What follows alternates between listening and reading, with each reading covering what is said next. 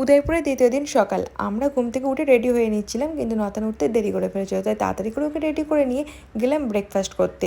কারণ breakfast time হচ্ছে 9:30 থেকে 10টার মধ্যে এরা ক্লোজ করে দেয়। এসে দেখি সবই প্রায় ফাঁকা।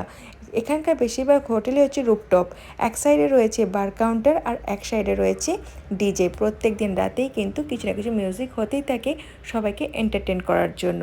কিন্তু ছাদে এসে এত সুন্দর একটা ভিউ কী করে মিস করা যায়। তাই এই ভিউটা এত ভালো লাগছিল যে সকালবেলায় মনটাই যেন ভালো হয়ে গেল। কিন্তু খুবই জোরে খিদে পেয়ে গেছিলো, অনেকটাই লেট হয়ে গেছিলো বলে। তাই তাড়াতাড়ি করে ব্রেকফাস্ট করে নিলাম এবং নতানকেও একটু বেশি করে খাইয়ে দিলাম, কারণ তারপরে তো যাবো সাইট সিন দেখতে, কারণ কখন লাঞ্চ করব ঠিকানা নেই।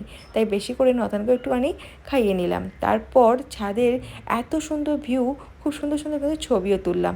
ওপর থেকে কিন্তু ভিউটা আরও সুন্দর লাগছিলো, কিন্তু তারা ছিল বলে আর ওপরে যেতে পারলাম না। তারপর যাবো সাইট সিনে, তার ওপরেও কিন্তু সুন্দর ব্লগ আসছে, অবশ্যই কিন্তু সাথে থেকো।